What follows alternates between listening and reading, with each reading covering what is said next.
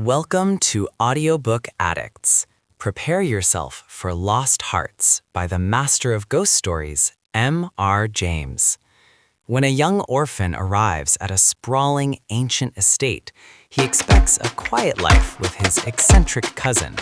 But the echoing halls hide a dark, occult secret and spirits that refuse to rest. Don't forget to like, subscribe, and ring the bell for more spine-chilling tales. Story Cell 10. It was, as far as I can ascertain, in September of the year 1811 that a post-chaise drew up before the door of Aswarby Hall in the heart of Lincolnshire. The little boy who was the only passenger in the chaise, and who jumped out as soon as it had stopped, looked about him with the keenest curiosity during the short interval that elapsed between the ringing of the bell and the opening of the hall door. He saw a tall, square, red brick house built in the Reimagined. A stone-pillared porch had been added in the pure classical style of 1790. The windows of the house were many, tall and narrow, with small panes and thick white woodwork. A pediment pierced with a round window crowned the front. There were wings to right and left, connected by curious glazed galleries, supported by colonnades, with the central block. These wings plainly contained the stables and offices of the house. Each was surmounted by an ornamental cupola with a gilded vane. An evening light shone on the building, making the window panes glow like so many fires. Away from the hall in front stretched a flat park, studded with oaks and fringed with firs, which stood out against the sky. The clock in the church tower, buried in trees on the edge of the park, only its golden weathercock catching the light, was striking 6, and the sound came gently beating down the wind. It was altogether a pleasant impression, though tinged with the sort of melancholy appropriate to an evening in early autumn, that was conveyed to the mind of the boy who was standing in the porch, waiting for the door to open to him. The post-chaise had brought him from Warwickshire, where, some 6 months before, he had been left an orphan. Now, owing to the generous offer of his elderly cousin, Mr. Abney, he had come to live at Aswarby. The offer was unexpected, because all who knew anything of Mr. Abney looked upon him as a somewhat austere recluse, into whose steady-going household the advent of a small boy would import a new, and it seemed, incongruous element. The truth is that very little was known of Mr. Abney's pursuits or temper. The professor of Greek at Cambridge had been heard to say that no one knew more of the religious beliefs of the later pagans than did the owner of Aswarby. Certainly, his library contained all the then available books bearing on the mysteries, the Orphic poems, the worship of Mithras, and the Neoplatonists. In the marble-paved hall stood a fine group of Mithras slaying a bull, which had been imported from the Levant at great expense by the owner. He had contributed a description of it to the Gentleman's Magazine, and he had written a remarkable series of articles in the Critical Museum on the superstitions of the Romans of the Lower Empire. He was looked upon, in fine, as a man wrapped up in his books, and it was a matter of great surprise among his neighbors that he should even have heard of his orphan cousin, Stephen Elliott, much more that he should have volunteered to make him an inmate of Aswarby Hall. Whatever may have been expected by his neighbors, it is certain that Mr. Abney, the tall, the thin, the austere, seemed inclined to give his young cousin a kindly reception. The moment the front door was opened, he darted out of his study, rubbing his hands with delight. "How are you, my boy? How are you? How old are you?" said he. "That is, you are not too much tired, I hope, by your journey to eat your supper." "No, thank you, sir," said Master Elliott. "I am pretty well," "That's a good lad," said Mr. Abney. "And how old are you, my boy?" It seemed a little odd that he should have asked the question twice in the first 2 minutes of their acquaintance. "I'm 12 years old next birthday, sir," said Stephen. "And when is your birthday, my dear boy? 11th of September, eh? That's well. That's very well. Nearly a year hence, isn't it? I like to get these things down in my book. Sure it's 12? Certain?" "Yes, quite sure, sir." Well. Take him to Mrs. Bunch's room, Parks, and let him have his tea, supper, whatever it is." "Yes, sir," answered the staid Mr. Parks, and conducted Stephen to the lower regions. Mrs. Bunch was the most comfortable and human person whom Stephen had as yet met in Aswarby. She made him completely at home. They were great friends in a quarter of an hour, and great friends they remained. Mrs. Bunch had been born in the neighborhood some 55 years before the date of Stephen's arrival, and her residence at the Hall was of 20 years' standing. One November evening, Stephen was sitting by the fire in the housekeeper's room, reflecting on his surroundings. Is Mr. Abney a good man, and will he go to heaven? He suddenly asked. Good, bless the child, said Mrs. Bunch. Master's as kind a soul as ever I see. Didn't I never tell you of the little boy as he took in out of the street, as you may say, this 7 years back? And the little girl, 2 years after I first come here. No, do tell me all about them, Mrs. Bunch, now this minute, Well, said Mrs. Bunch. the little girl I don't seem to recollect so much about. I know Master brought her back with him from his walk one day and give orders to Mrs. Ellis, as was housekeeper then, as she should be took every care with. And the poor child had no one belonging to her. She telled me so her own self. And here she lived with us a matter of 3 weeks it might be. And then whether she were something of a gypsy in her blood or what not, but one morning she out of her bed afore any of us had opened an eye, and neither track nor yet trace of her have I set eyes on since. Master was wonderful put about, and had all the ponds dragged, but it's my belief she was had away by them gypsies. Mrs. Bunch continued. For there was singing round the house for as much as an hour the night she went, and Parks, he declares he heard them a-calling in the woods all that afternoon. Dear, dear, a hard child she was, so silent in her ways and all, but I was wonderful taken up with her, so domesticated she was, surprising. And what about the little boy? Said Stephen. Ah, that poor boy, sighed Mrs. Bunch. He were a foreigner, Giovanni he called hisself, and he come a-tweaking his hurdy-gurdy round and about the drive one winter day, and Master had him in that minute, and asked all about where he came from, and how old he was, and how he made his way, and where was his relatives, and all as kind as heart could wish. But it went the same way with him. They're a unruly lot, them foreign nations, I do suppose, and he was off one fine morning, just the same as the girl. Why he went and what he done was our question for as much as a year after, for he never took his hurdy-gurdy, and there lays on the shelf.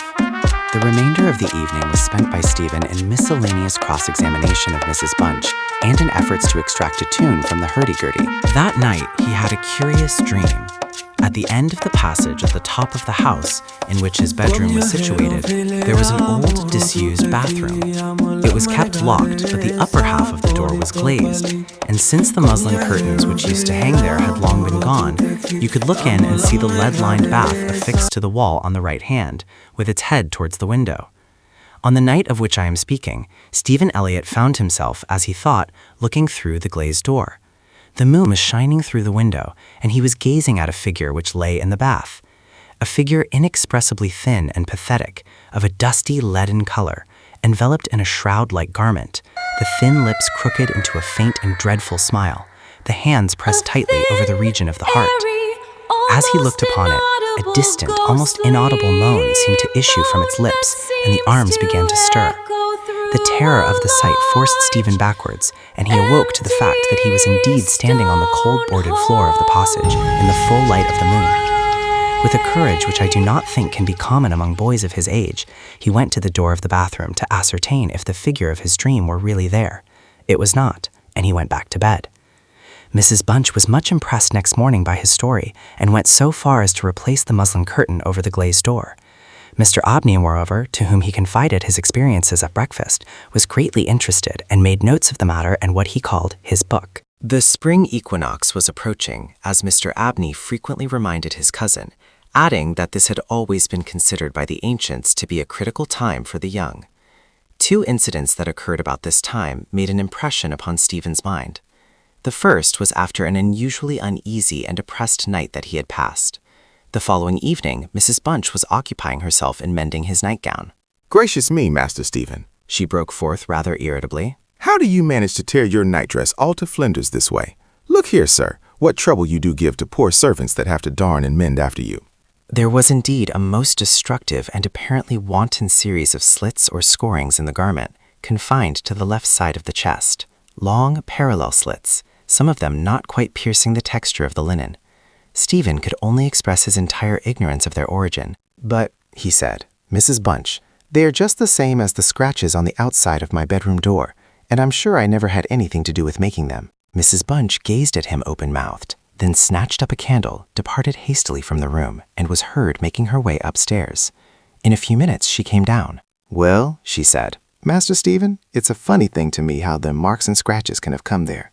Too high up for any cat or dog to have made 'em, much less a rat, for all the world like a Chinaman's fingernails. I wouldn't say nothing to Master, not if I was you, Master Stephen, my dear, and just turn the key of the door when you go to your bed. I always do, Mrs. Bunch, as soon as I've said my prayers. On the following evening, the usual duet of Stephen and Mrs. Bunch was augmented by the sudden arrival of Mr. Parks, the butler, who as a rule kept himself rather to himself in his own pantry. He was flustered and less slow of speech than was his wont. Master may get up his own wine if he likes of an evening, Was his first remark. Either I do it in the daytime or not at all, Mrs. Bunch. I don't know what it may be. Very like it's the rats, or the wind got into the cellars.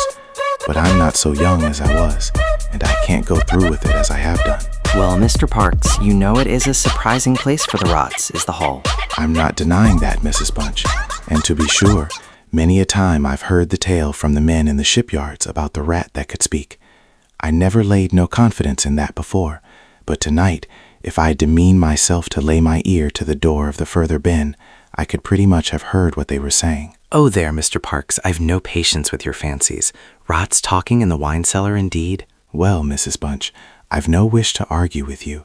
All I say is, if you choose to go to the far bin and lay your ear to the door, you may prove my words this minute. What nonsense you do talk, Mr. Parks. Not fit for children to listen to. Why, you'll be frightening Master Stephen there out of his wits. What, Master Stephen? Said Parks, awaking to the consciousness of the boy's presence. Master Stephen knows well enough when I'm a-playing a joke with you, Mrs. Bunch. We have now arrived at March 24, 1812. It was a day of curious experiences for Stephen, a windy, noisy day, which filled the house and the gardens with a restless impression.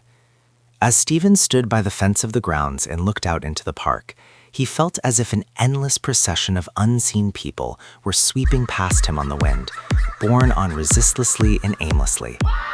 After luncheon that day, Mr. Abney said, Stephen, my boy, do you think you can manage to come to me tonight as late as 11 o'clock in my study?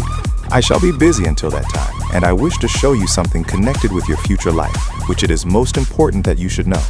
You are not to mention this matter to Mrs. Bunch, nor to anyone else in the house, and you had better go to your room at the usual time. Here was a new excitement added to life. Stephen eagerly grasped at the opportunity of sitting up till 11 o'clock. He looked in at the library door on his way upstairs that evening and saw a brazier, which he had often noticed in the corner of the room, moved out before the fire. An old silver-gilt cup stood on the table, filled with red wine, and some written sheets of paper lay near it. Mr. Abney was sprinkling some incense on the brazier from a round silver box as Stephen passed, but did not seem to notice his step. The wind had fallen, and there was a still night and a full moon. At about 10 o'clock, Stephen was standing at the open window of his bedroom, looking out over the country. From time to time, strange cries, as of lost and despairing wanderers, sounded from across the mere. Now they sounded from the nearer side of the water, and in a few moments they seemed to be floating about among the shrubberies. Then they ceased. But just as Stephen was thinking of shutting the window, he caught sight of two figures standing on the graveled terrace that ran along the garden side of the hall, the figures of a boy and girl, as it seemed. They stood side by side, looking up at the windows. Something in the form of the girl recalled irresistibly his dream of the figure in the bath. The boy inspired him with more acute fear. Whilst the girl stood still, half smiling, with her hands clasped over her heart, the boy, a thin shape with black hair and ragged clothing, raised his arms in the air with an appearance of menace and of unappeasable hunger and longing. The moon shone upon his almost transparent hands, and Stephen saw that the nails were fearfully long and that the light shone through them. As he stood with his arms thus raised, he disclosed a terrifying spectacle. On the left side of his chest there opened a black and gaping rent, and there fell upon Stephen's brain, rather than upon his ear, the impression of one of those hungry and desolate cries that he had heard resounding over the woods of Aswarby all that evening. In another moment this dreadful pair had moved swiftly and noiselessly over the dry gravel, and he saw them no more. Inexpressibly frightened as he was, he determined to take his candle and go down to Mr. Abney's study, for the hour appointed for their meeting was near at hand. The study, or library, opened out of the front hall on one side, and Stephen, urged on by his terrors, did not take long in getting there. His repeated knocks produced no answer. Mr. Abney was engaged. He was speaking. What? Why did he try to cry out? And why was the cry choked in his throat? Had he, too, seen the mysterious children? But now everything was quiet. and the door yielded to Stephen's terrified and frantic pushing. On the table in Mr. Abney's study, certain papers were found which explained the situation to Stephen Elliott when he was of an age to understand them. The most important sentences were as follows. It was a belief very strongly and generally held by the ancients that by enacting certain processes, which to us moderns have something of a barbaric complexion, a very remarkable enlightenment of the spiritual faculties in man may be attained. I find it set down, moreover, with considerable detail in the writings of Hermes Trismegistus, that similar happy results may be produced by the absorption of the hearts of not less than 3 human beings below the age of 21 years. To the testing of the truth of this receipt, I have devoted the greater part of the last 20 years, selecting as the corpora vilia of my experiment such persons as could conveniently be removed without occasioning a sensible gap in society. The papers continued. The first step I effected by the removal of one Phoebe Stanley, a girl of gypsy extraction, on March 24, 1792. The second by the removal of a wandering Italian lad named Giovanni Paoli, on the night of March 23, 1805. The final victim, to employ a word repugnant in the highest degree to my feelings, must be my cousin, Stephen Elliott. His day must be this March 24, 1812. The best means of effecting the required absorption is to remove the heart from the living subject, to reduce it to ashes, and to mingle them with about a pint of some red wine, preferably port. Some annoyance may be experienced from the psychic portion of these subjects, which popular language dignifies with the name of ghosts, but the man of philosophic temperament will be little prone to attach importance to the feeble efforts of these beings to wreak their vengeance on him. Mr. Abney was found in his chair, his head thrown back, his face stamped with an expression of rage, fright, and mortal pain. In his left side was a terrible lacerated wound, exposing the heart. There was no blood on his hands, and a long knife that lay on the table was perfectly clean. A savage wildcat might have inflicted the injuries. The window of the study was open, and it was the opinion of the coroner that Mr. Abney had met his death by the agency of some wild creature. But Stephen Elliott's study of the papers I have quoted led him to a very different conclusion. I hope you enjoyed Lost Hearts. What struck me most was the sheer clinical coldness of Mr. Abney's journals. The way he describes his young victims as worthless bodies, while pretending to be a doting guardian, is truly the peak of M.R. James's brand of scholarly horror. It's a reminder that sometimes the most dangerous monsters are the ones with the most impressive libraries. For this production, I used our multi-speaker AI system to carefully balance Stephen's youthful curiosity against Mrs. Bunch's warm dialect and Mr. Abney's increasingly cold academic tone. We specifically fine-tuned the atmospheric layers to make those scratching sounds feel uncomfortably close. Which M.R. James classic should we tackle next? Maybe Count Magnus or The Ash Tree? Let me know in the comments below.